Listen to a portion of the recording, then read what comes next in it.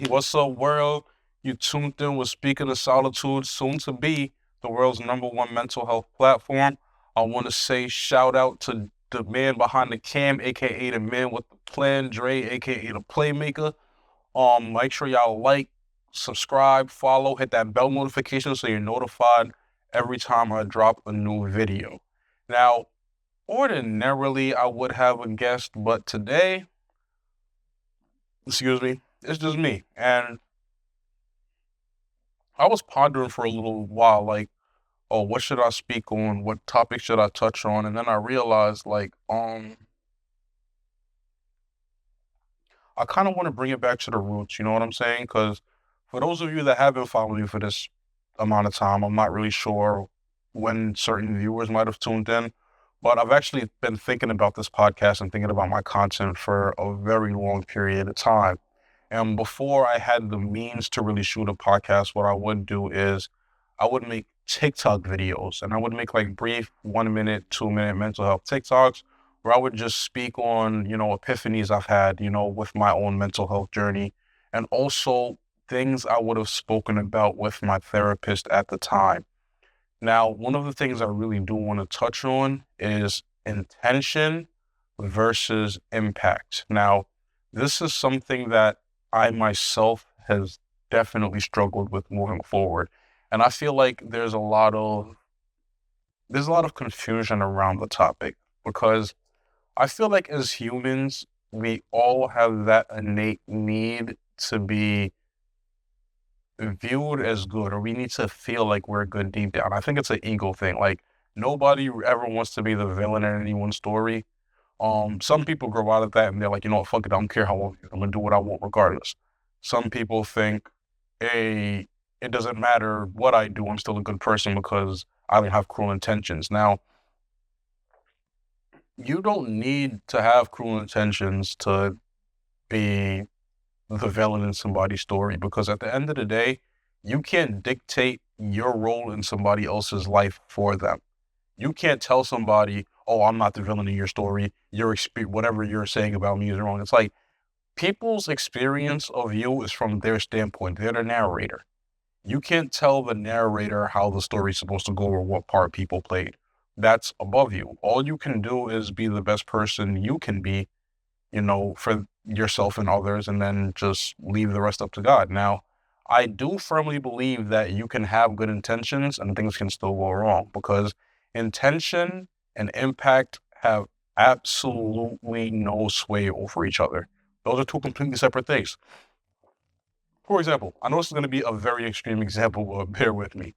Like, say I'm flipping a coin in my hand, right? Flipping a coin in my hand, I'm chilling, doing my thing. And then I flip the coin up, but I don't catch it this time. It falls, it hits my shoe. After it hits my shoe, it rolls off the porch. Then some kid's riding on a scooter. That kid skids off that kid slips off of the coin.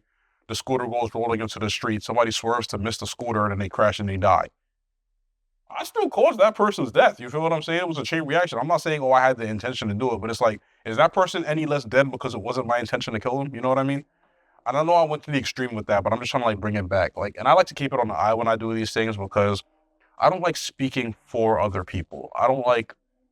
I'm not God. You know what I mean? I'm not all knowing. I can't read minds. I don't want to sit up here and pretend like what I say is gospel. You know what I mean? At the end of the day, I'm human too. I'm fallible as well. So whenever I speak on scenarios, I like to keep it on the I. I like to keep it on myself. So I know for a fact there are times in my life where I have been the villain in somebody's story. And while my intentions might not have been harmful from my standpoint, that holds no sway over how that person felt about what I did. You know what I mean? That holds no sway over the trauma or whatever that person experienced as a direct or indirect result of my actions.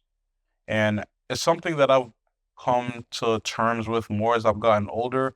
Because when I was younger, I was definitely the kind of person that would be like, oh, no, I'm not a bad person. I only did that because of this. Or, oh, no, I'm not a bad person. I didn't mean to do that. I only did that because of this. And it wasn't until like I really sat down and I matured and I started looking at things with a fresher mind. And some of these things they can only come with experience. I do believe that age doesn't determine maturity. I feel like life experience does. The things you go through, the choices you make, they all mold you into the person you're going to be eventually. So I'm not really angry with the version of myself that wasn't as self-aware as I am now. I feel like I did need to go through that phase to get to be where I am now. But as I look back at a lot of my actions and a lot of my decision makings, I realized like I was dead wrong for certain things. You know what I mean? Regardless of what my intention was behind it. Like, for an example, and I'm not gonna say any names. I'm not gonna say any names. I'm not gonna say any names. For two reasons. One, out of respect for this person, and also because I didn't get an okay from them to speak on the scenario in detail. So I'm going to leave their name out of it. That's another thing I'm very big on. Like I said, I'm never gonna tell a person's story for them. Um. So long story short, I had kept something from somebody. I I'm trying to be vague about it, but I'm also trying to like give details. It's kind of hard, but fuck it, we're gonna do this. Be straight. So I'm gonna be straight. Long story short, I found out a piece of information that would have been valuable for this person to have, but I kept it to myself because I felt like, you know what, it's not my business and I wanted to play neutral. But I realized that by not telling this person, I had them out here looking stupid. You know what I mean? And later on down the line, like, when everything came home, they said, they didn't want to rock with me anymore. They were like, no, I feel like you were foul for that. I feel like you were foul for not telling me. And I'm like, wait, whoa, what do you mean? Like, I'm not a bad person. I just did that because I didn't want to get involved with that. And they were like, nah, if you really rocked with me the way I rocked with you, you would have told me because I would have told you. I see now that we just viewed our bond differently and that's okay, but I'm no longer interested in continuing the bond. And I was like, oh no, they bugging, because I'm young, I'm in my ignorance, I'm in my arrogance, and I'm like, oh no, they bugging, they can't be mad at me for that. I'm not. But then, like as I've gotten older, and I look back at it, they're right. I think it was Chef that said, yo, if you don't got me like I got you, don't tell me that you got me. And that's real because I feel like everybody looks at friendships, everybody looks at bonds a little bit differently, and you gotta understand everybody wasn't raised like you. Like I forgot the name of the movie, but it was like one of the old Western movies where this guy went through hell and high water for one of his friends. Like he had a shootout with mad people, and then um, it was like an old Western movie, and then like the sheriff or some officials like, "Hey, why did you do that? Well, why would you go through all of that?" He said, "Because he's my friend." The sheriff was like, "So what? I have a whole bunch of friends." He said, "Yeah, well, I don't." And I was like, "Yeah, that's when it really clicked for me." I'm like, "Okay." Um, when this person was like, "Oh, I consider you a friend," like they really meant like John Wick and the dog. Yeah, yeah, everybody, like, word, real shit. So, certain bonds hit different for real. So, like, uh, certain bonds really hit different. So, like, I had to learn and grow. Like, okay, that wasn't okay because, like they said, keeping it on the eye. Like, I'm thinking, oh, it's not that big of a deal, but them keeping it on their eye, they viewed that like, okay, that's kind of like a betrayal. And now that I'm older, I kind of realized, nah, yeah, low key they were right. Low key they were right because I feel now that I'm, with the mindset I have now, I would definitely be tight if I felt like somebody I'm close to had a piece of information that would have been beneficial for me to know when I'm just leaving them in the dark about it. You know what I mean? Now I'm looking at it like, okay, no, I was definitely wrong for that. And there are other examples, but I'm not going to dive like too deep into any of this. I just wanted to touch back on what I was saying because I did make a TikTok about it. And I spoke about it very, very briefly. It was extremely brief. I think the whole TikTok was like a minute and 20 seconds, if that, if that. So I did want to circle back to that. And that's something that I'm seeing more and more and more today. Like, like you ever heard the old adage, the road to hell is paved with good intentions? I do believe that rings true because when you think about it historically, a lot of the shit, a lot of the most fucked up shit that has happened, people genuinely did have good intentions behind it. And this is going to be controversial for me to say, but like, do you know why Hitler rose to power in Germany? Because the German people felt like he could save them. He felt like, yeah, excuse me, the translation. Yeah, they felt like, go. Yeah, they really thought, okay, this is going to be the guy that they had every intention to bring their country back. A lot of people don't know this. After World War I, Germany was fucked up. Like, their money was worthless. Like, if you look at, I was actually one of them kids that paid attention in school. Like, I really looked through my textbook. You could dead ass see pictures of little German kids with wheelbarrows and gigantic bricks of money, worthless. You see people with wheelbarrows of that shit running to the store like, oh, wheelbarrows. I'm talking about multiple, plural, wheelbarrows of money, all to get one loaf of bread. Like, they're like, you think the U.S. currency right now is bad? It was unheard of back then. Like, you couldn't do nothing. So they was like, you know what? We feel like this guy can save us. We're down on our luck, and then look at what happened because of that. They had the good intention of trying to save their country when they brought that nigga to power because they didn't know what was gonna become of that. They didn't know this nigga was about to go off the deep end and tweak all the way the fuck out. Like, and look at what happened. It's crazy. It's honestly really, really crazy.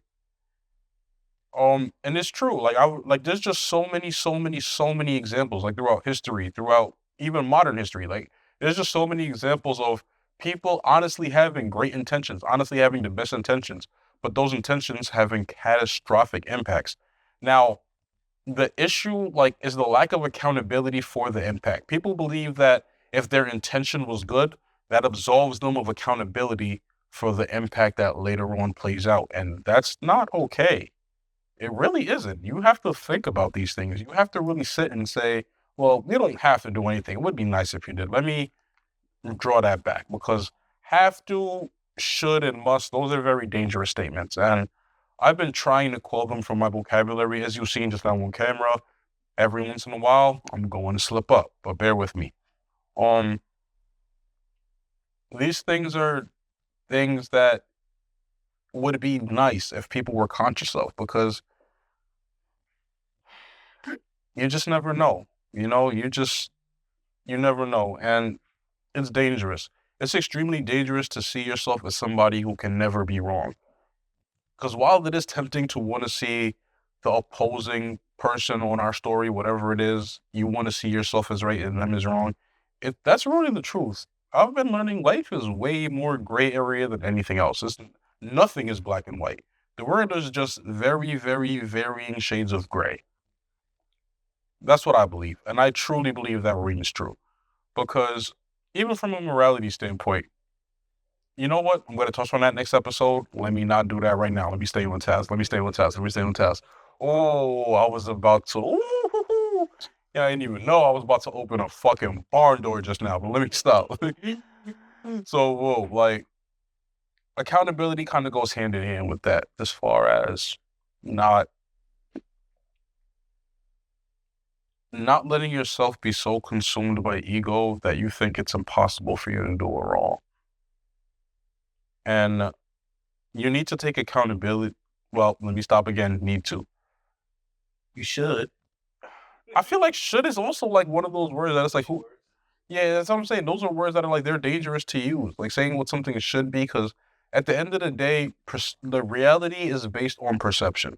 So, yeah, I believe in accountability. So from my standpoint, I think it would be nice if people took accountability, because I feel like if everyone just thinks they're right and everyone else is wrong, it's not going to go nowhere. You know what I mean? Things just are not going to progress the way we really need them to. And in order for us to really come together, I feel like that's why there's so much division now. Everyone is just thinking about, oh, my intentions instead of, the impact.